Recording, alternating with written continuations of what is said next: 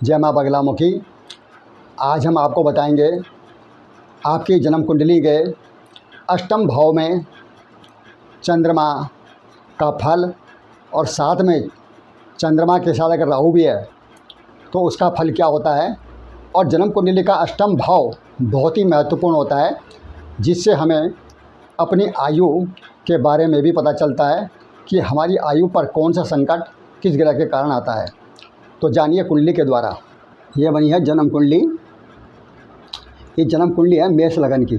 मेष लगन हो गया ये। यहाँ हो गई वृष राशि, मिथुन राशि और कर्क राशि, सिंह राशि, कन्या राशि, तुला राशि, और ये हो गई आपकी वृश्चिक राशि, धनु राशि, मकर राशि, कुंभ राशि, और ये हो गई आपकी मीन। तो ये बनी है मेष लगन की कुंडली। अब इसमें हम बताएंगे आपको अष्टम भाव के बारे में, यानी कुंडली का आठवां स्थान।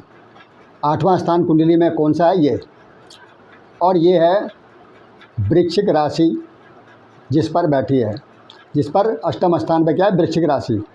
और अगर इसमें चंद्रमा बैठ जाता है तो क्या है, चंद्रमा जो है वृश्चिक राशि पर है नीच का। ये चंद्रमा वृश्चिक राशि पर नीच का है, तो ये आयु स्थान और पत्नी का स्थान, ससुराल का स्थान, आयु का स्थान, मृत्यु का स्थान, यह है अष्टम स्थान, अष्टम भाव, जहाँ पर जो है चंद्रमा नीच राशि पर वृश्चिक राशि पर है।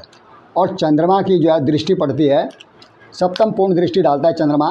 1 2 3 4 5 6 7 सप्तम दृष्टि पड़ती है चंद्रमा की। उच्च दृष्टि पड़ रही है यहाँ, उच्च की 1 2 3 4 5 6 7 सप्तम दृष्टि पड़ रही है उच्च की। और यहाँ पर है चंद्रमा नीच का, यहाँ चंद्रमा है नीच का, नीच राशि पर। और अगर चंद्रमा के साथ यहाँ राहु बैठ जाएगा तो अष्टम भाव पर जब राहु बैठ जाएगा तो राहु की भी वृश्चिक राशि नीच की होती है। चंद्रमा की तो होती है, राहु की भी वृश्चिक राशि नीच की होती है। और ये दोनों ग्रह आपस में शत्रु हैं। तो शत्रु हैं तो राहु से चंद्रमा को ग्रहण लगाता, तो इसमें एक दोष चंद्रग्रहण का भी बनता है।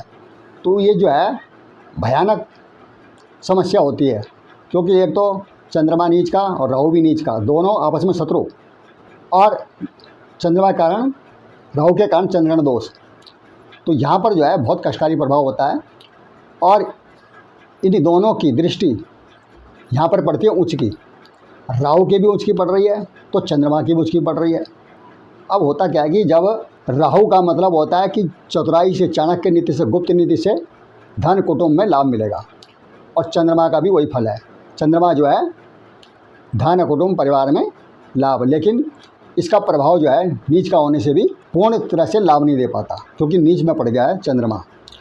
अब हम इसके बारे में आपको पूरी चर्चा बताएंगे कि इसका अर्थ क्या होता है, चंद्र का और राहु का इस स्थान पर क्या क्या नुकसान, क्या क्या लाभ, और किन बातों को विशेष ध्यान रखना चाहिए। आइए जानिए। हाँ तो जानिए, अष्टम भाव पर चंद्रमा कष्ट देगा और साथ में राहु हो तो दुगना कष्ट झेलने पड़ते हैं। जानिए, जब चंद्रमा अष्टम भाव मित्र मंगल की वृश्चिक राशि पर बैठा है, जो चंद्रमा की नीच राशि है, तो माता के सुख संबंधों को नष्ट करेगा। भूमि, मकान, जमीन जायदाद की हानि रहेगी तथा जन्म भूमि से भी बिछोह रहेगा। घरेलू सुख शांति में भारी कमी रहेगी।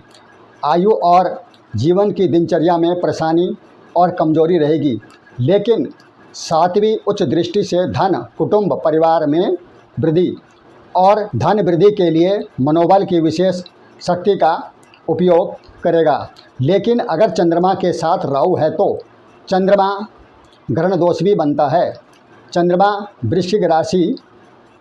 की वृश्चिक राशि है नीच की, तो राहु की भी वृश्चिक राशि है नीच। इसका अर्थ अष्टम में दुगना कष्ट योग बनेगा। जीवन में भयंकर मृत्यु तुल्य संकट बनेंगे और कई बार मृत्यु तुल्य संकट का सामना करना पड़ेगा। पुरातत्व की हानि, पेट के अंदर रोग कष्ट बनेगा। मानसिक चिंता, तनाव का योग बनेंगे। पत्नी को लगातार कष्ट अनुभव होगा। दिमागी परेशानी, आयु पर संकट, मृत्यु का डर, अचानक धन की हानि योग, अंगहीनता, आत्महत्या का प्रयास, ससुराल पक्ष में कष्ट, मूत्र रोग, और पत्नी की जन्म कुंडली है तो यह विषय पति पर भी लागू होगा।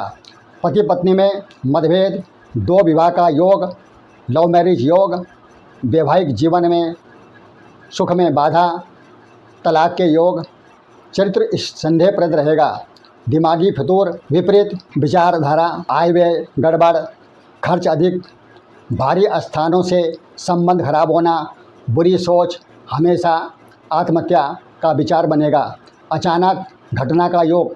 ऐसी स्थिति में राहु चंद्रमा की शांति के लिए नियमित रूप से उपाय करें। दशा चलने पर उपाय शांति करें। राहु की दशा में विवाह करने से बचें क्योंकि यह कार्य में बाधा डालता है और कार्य बन भी जाए तो आगे परिणाम कष्टकारी होते हैं, निर्णय गलत साबित होते हैं, व्यक्ति सही मार्ग से भटक जाता है। माता, भूमि, मकान, जमीन जायदाद, सास ससुर पर भी राहु चंद्रमा कष्टकारी रहेगा। घर भी छोड़ना पड़ सकता है।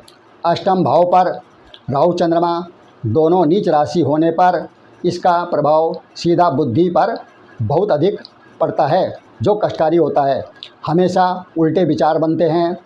राहु के लिए माता सरस्वती की पूजा करें। हर बुधवार को भूरी चीज़ गंगा में या किसी पीपल या बरगद के पेड़ के नीचे डालें, जैसे चीकू फल, नारियल, मसूर छिलका वाली दाल, बादाम, मूंगफली, जौ आदि। और चंद्रमा के लिए सोमवार को हमेशा शिव पूजा करें। दूध, घी, चीनी, मिश्री आदि जो सफ़ेद चीज़ होती हैं वो किसी वृद्ध माता को दान करें या शिव मंदिर में चढ़ा दें। जब तक दशा चलती है तब तक इन दोनों ग्रहों का उपाय करते रहें। राहु काल में भी कोई भी शुभ कार्य ना करें। वीडियो देखकर सब्सक्राइब जरूर करें, लाइक करें, शेयर करें और हमारा मनोबल बढ़ाएं। जय मां बगलामुखी।